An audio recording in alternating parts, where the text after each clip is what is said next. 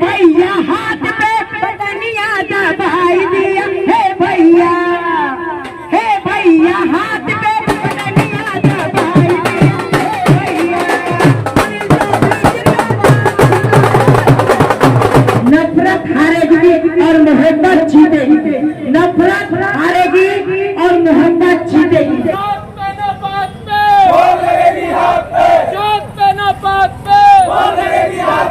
Congress party जिंदाबाद, Congress party जिंदाबाद।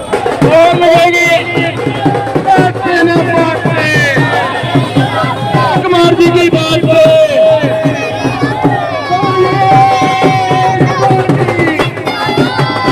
नमस्कार मित्रों, डीएक्सटी मीडिया में आप सभी का एक बार पुनः स्वागत है। मैं रविंद्र दीक्षित मौजूद हूं पूर्वी दिल्ली पड़पड़गंज विधानसभा क्षेत्र मंडावली में आज कांग्रेस प्रत्याशी अनिल चौधरी, जो कि पड़पड़गंज से कांग्रेस प्रत्याशी हैं अनिल चौधरी जी, उनका यहां पर पैदल मार्च रहा। उनसे सीधी बात करेंगे कि किस तरह से वो अपनी जीत की दावेदारी को रखते हैं और भी कुछ सवाल करेंगे। आइए जुड़ते हैं श्रीमान अनिल चौधरी जी से। एक तरफ अच्छाई है तो दूसरी तरफ नफरत है।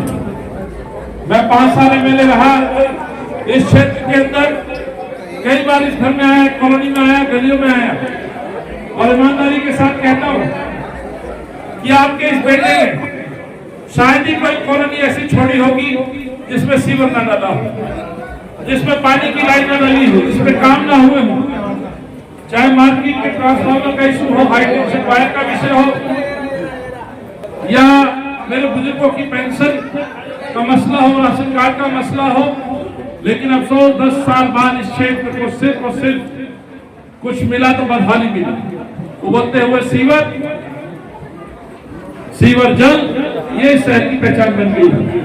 लंदन पेरिस झीलों का शहर बनाने का नारा आज झूठा साबित हो गया, वो भी झूठा साबित हो गया। तो एक तरफ वो है जो भाग गया, जो शराब माफिया के साथ इस शहर को बेच किया और आज अपना क्षेत्र बदल दिया।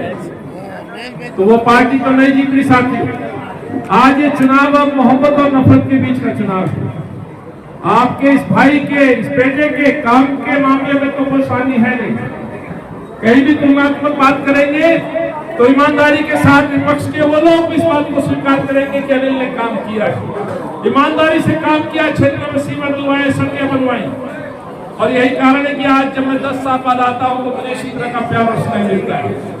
तो मैं ज्यादा कुछ ना कहते हुए मैं आपसे वादा करके जाता हूँ, मोहब्बत जीती है, मोहब्बत जीतेगी हमेशा। और मेरे परमात्मा ने, मेरे भगवान ने ये संदेश दे दिया है, आपके भाई का जो मशीन में चुनाव चिन्ह है ना, वो नंबर 1 पर है।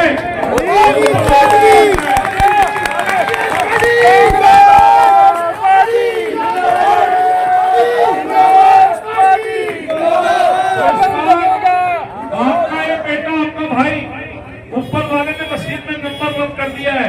अब इसको नंबर 1 बनाने का काम आपका है। करोगे नहीं करोगे?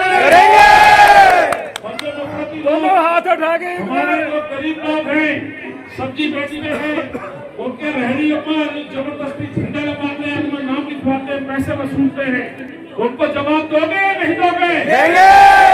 खाद पान के नाम पर एक विशेष समुदाय के लोगों के अंदर बीच में जाके नफरत फैलाते हैं, उनको जवाब दोगे या नहीं दोगे? हाथ जोड़ के विनती है, ये शहर, ये दिल्ली तो दिल वालों के नाम से जानी जाती है मेरे भाई। इस शहर की पहचान रही है, सैकड़ों फिल्मों में आपने भी सुना होगा, दिल्ली दिल वालों की, नफरत की जगह नहीं है। इसलिए मैं कहता हूँ मोहब्बत जीती है, मोहब्बत जीतेगी। अनिल चौधरी जीता है, अनिल चौधरी जीतेगा और इस बार फिर आपकी सेवा के लिए उपस्थित रहेगा। जिंदाबाद, जिंदाबाद। मेरे बाबूजी ने, मेरे छोटे भाई ने और मेरे जितने भी मंच पर सम्मानित मेरे बुजुर्ग, इन्होंने आज मेरे सर पर हाथ रखा। मैं आज सुबह 10 बजे से पद यात्रा में हूँ। मैंने लंच भी नहीं किया, सीधा चिल्ला खादर चला गया। वहां मैंने एक अलग दुनिया देखी। उस बेले में जो सब्जी उगाते हैं उनके दर्द को सुना। वहां से सीधा आपके पास आया, गाड़ी में जो मिला वो खा लिया। लेकिन आज थकावट थी, जैसे ही गाड़ी से उतरा और उतरने के साथ जैसे अपने भाइयों से मिला, बहनों से मिला, माताओं से मिला, शरीर में एक अजीब सी ऊर्जा का संचार हुआ है। ये आशीर्वाद बना रहे। आज जो मेरे सर पर हाथ रखा तो मुझे ताकत मिली, बल मिला।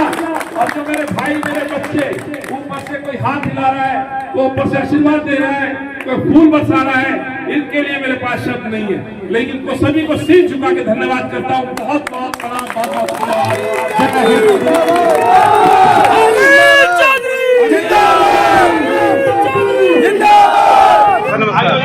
एक सर पड़पड़गंज विधानसभा में अच्छा खासा प्रभाव है आपका और काफी समर्थन मिल रहा है जनता का जी। क्या कहेंगे पड़पड़गंज में जीत को लेकर सर? देखिए, समर्थन मिल रहा है, स्वाभाविक है, कुछ तो मैंने काम किए होंगे। मैं 5 साल एमएलए रहा, 7 साल काउंसलर था मेरी बिहार में। हर जगह मुझे आज मेरे काम का जो आशीर्वाद मिल रहा है, और इसलिए जहाँ जहाँ मेरी आशीर्वाद यात्रा जा रही है, लोग निकल के कह रहे हैं कि इस बार अनिल को एक बार मौका मिलना चाहिए। कोई कहता है बेटा आप ही जीतेंगे, कोई मुस्कुरा के कहता है कि आप ही की जरूरत है, अभी अनिल आपको आना चाहिए। सो मैं तो कह सकता हूँ कि जनता का आशीर्वाद मेरे पास है, और आज आप यहाँ हैं तो आप घूमिए, बातचीत करिए, लोग बताएंगे कि किस तरह से कांग्रेस जीत रही है। सर जैसे कि अरविंद केजरीवाल जी ने मुस्लिम वोटरों पर अपना आधिपत्य जमा लिया है, लेकिन कल मैंने एक न्यूज लगाई और उसमें मुस्लिम वोटर जो है आपके पक्ष में उतर है, क्या कहेंगे सर? देखिए, अरविंद केजरीवाल ने ना केवल दिल्ली के साथ धोखा और झूठ बोला है, माइनॉरिटी के लोगों का साथ भी छोड़ा है। याद होगा सब, जब CNRC का इशू था तब भी उनको अकेले छोड़ दिया। याद होगा जब दिल्ली में दंगे हुए तब भी राहुल गांधी वहाँ जाते, सद्भाव के लिए जाते, केजरीवाल छुप के घर में बैठ जाते हैं। सो खाली अब माइनॉरिटी मुसलमान की बात नहीं है, ये शहर के बचाने की बात है। इस शहर को बर्बाद और तबाह कर दिया गया। कोरोना काल में यही केजरीवाल है जिसने मोहम्मद साद को लेकर के कहा था, और जिसने मरकज को लेकर के स्पेशल बुलेटिन जारी किया था। सो एक कम्युनिटी को इस तरह से बदनाम करना, उसको आरोपित करना, उसको इस तरह से एक कम्युनिटी के दूसरी कम्युनिटी के खिलाफ विलन बना देने, उसमें बहुत बड़ा रोल अरविंद केजरीवाल का है। तो लेकिन मैं फिर भी कहना चाहता हूँ, ये केवल एक कम्युनिटी की बात नहीं, शहर के अंदर बहुत नफरत का जहर घोल दिया गया है। जो ये जहर की बात करते हैं, सो जो नफरत का जहर घोला जा रहा है बीजेपी के द्वारा, तो केजरीवाल चुप रहे, मौन रहे। वहाँ पे राहुल गांधी और कांग्रेस पार्टी और मैं खुद मैदान में थे, और हमने वहाँ मोहब्बत का पैगाम लेके गए। हम मोहब्बत का पैगाम हम लेके गए, ना केवल पैगाम लेके गए, बल्कि मोहब्बत कायम की। नॉर्थ ईस्ट के दंगे हो, जहांगीरपुरी के दंगे हो, या जहाँ पे भी सद्भाव बिगड़ा गया, वहाँ पे कांग्रेस ही नजर आया, केजरीवाल नजर नहीं आया। आम आदमी पार्टी प्रत्याशी अवध ओझा जी के क्या बोलेंगे? देखिए, अवध ओझा जी 8 तारीख के बाद वो नहीं रहेंगे, वो बाहर चले जाएंगे। उन्होंने खुद कहा है, माना है, उनके तमाम वीडियोस में है कि वो एक शौक पूरा करने आए।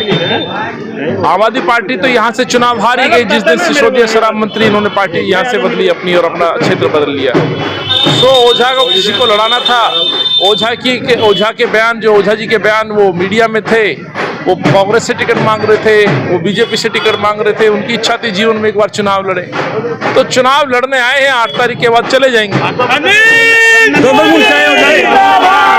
हेलो, देखिए, जो व्यक्ति ठेलों से, सब्जी वालों से पैसा उगाता हो, जो आदमी उनके ठेले पे जबरदस्ती झंडा लगा करके प्रताड़ित करता हो, पैसा उगाही करता हो, अन्यथा उसके किए को उजाड़ देंगे, जो आदमी नाली सफाई पे कम ध्यान देता हो और ऊपर लोगों के मकान बनते हो, मकान पे नज़र रखता हो, और पैसा ना देने पे लेंटर तोड़वाने का काम करता हो, तो 2 साल में आखिर रवि नेगी ने ऐसा क्या कर दिया जो यहाँ की जनता उसे MLA बनाए? तो उस पर इस तरह की बातें हैं। तो मुझे तो लगता है जब वो काम के आधार पर वोट नहीं मांग रहे हैं, तो एक नफरत का जहर घोला जा रहा है। खान पान के नाम पर जो है, खान पान के नाम पर लोगों को परेशान किया जाता है, जबरदस्ती उनके नाम बदलने के लिए वोट लगाए जाते हैं। ये देश संविधान से चलता मुल्क से, इस मुल्क के अंदर प्यार से लोग रहते हैं, यही कहना चाहता हूँ। बहुत बहुत जनता के लिए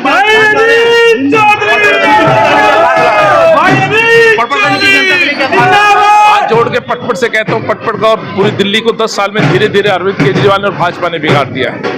ये जो कुत्ते बिल्ली का खेल चलता रहा, जनता को फुटबॉल बना दिया, इस पाले से उस पाले। अब इस दिल्ली की पहचान जो शीला जी से होती थी, वो प्रदूषण, बेरोजगारी, भ्रष्टाचार, रेप कैपिटल और इस तरह की गंद जैसी स्थिति में दिल्ली जी रही है, कूड़ेदान के पहाड़ों।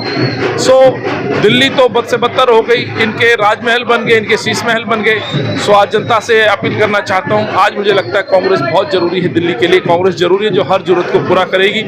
फिर से शीला दीक्षित वाली सरकार हमें चाहिए, फिर से कांग्रेस की सरकार चाहिए जो इस शहर को बनाए, और मैं सौभाग्यशाली हूँ कि वो सरकार का हिस्सा था।